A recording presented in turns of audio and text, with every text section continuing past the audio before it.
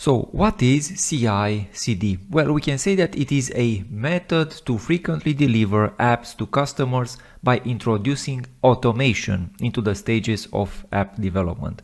Well, there are a lot of big words in this small definition, but the key word right here is automation. So everything should happen as automated as possible, including the testing part. And what exactly is CI/CD? It stands for continuous integration, continuous delivery, and if we would make a drawing, it would look like this.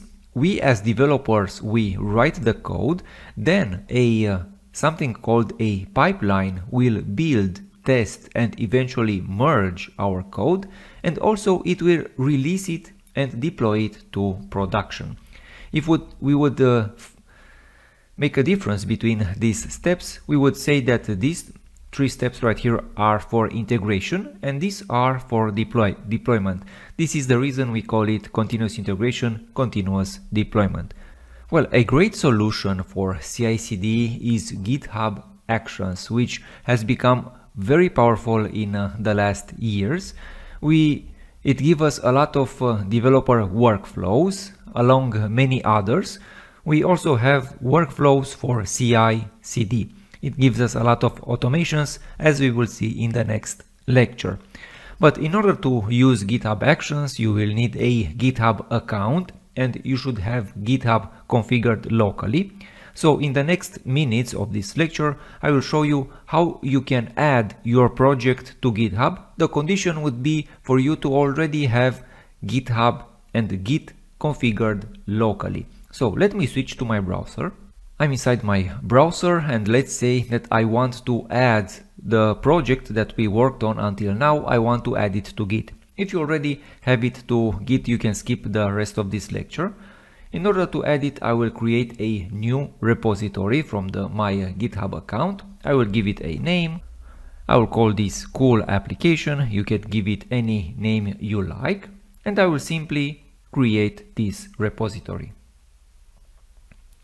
As soon as I run this create repository, the repository will be created and GitHub will be very kind to give us some instructions for the quick setup.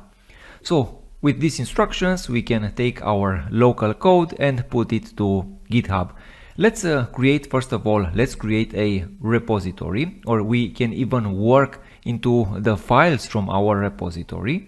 So I have a project that we've worked on without the source control. I've called this cool app, and in order to add it to source control, I will first open a terminal inside it, and I will initialize first of all a Git repository right here, just as we are instructed on this page. So first of all, we should call git init. I will call git init.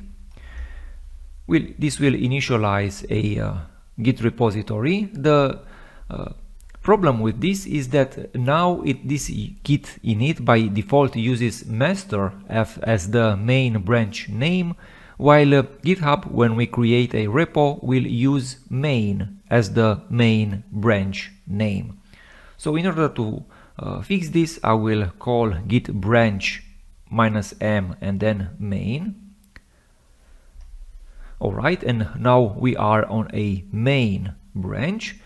We should also commit everything inside this Git repository. So I will call git add and I will add everything. We will stage our changes. Alright, then I will commit this with git commit -m, and then we can give it a commit message like first commit. This looks alright. And very important, the step that will make the connection between our local files and this repository is this one. We will configure a remote for our repository, and we will add as origin the URL of this GitHub remote.